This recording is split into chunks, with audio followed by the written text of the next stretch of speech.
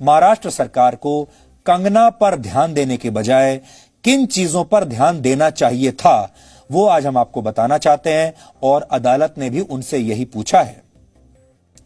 तो महाराष्ट्र सरकार को यह तय करना था कि उन्हें कोरोना से पहले निपटना है या कंगना से।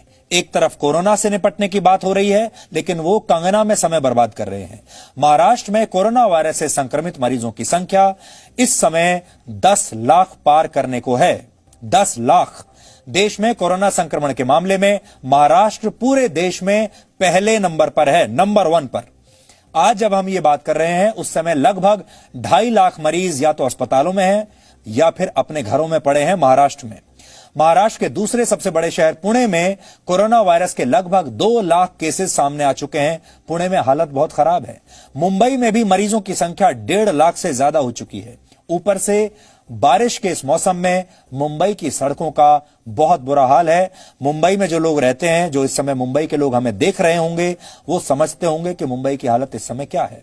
मुंबई में जरा सी बारिश होते ही सड़कों पर पानी भर जाता है। लोगों को घंटों रास्तों में फंसे रहना पड़ता है। जब सवाल पूछे जाते हैं तो बीएमसी ये सफाई देती है कि कोरोना वायरस के कारण नालों नालियों की और जो वहां पर ड्रेनेज सिस्टम है उसकी सफाई नहीं हो पाई, जिसके कारण इस साल वाटर लॉगिंग की समस्या और ज्यादा हो गई।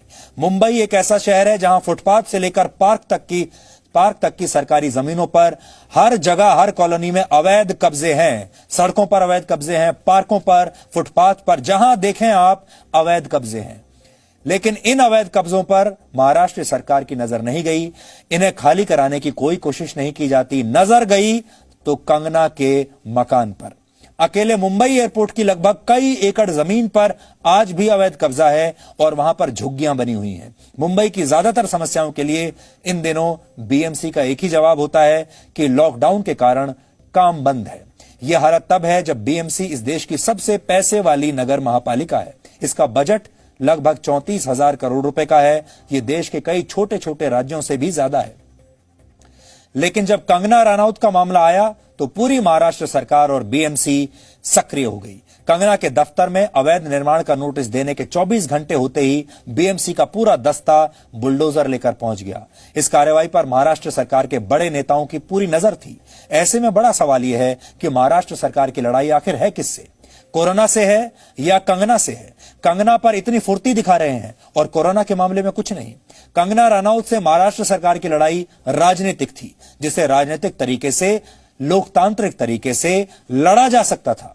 हम ये नहीं कह रहे कि आप कंगना से ना लड़ें, अपने मतभेद जाहिर ना करें, लेकिन लोकतांत्रिक तरीके से लड़ा जा सकता था।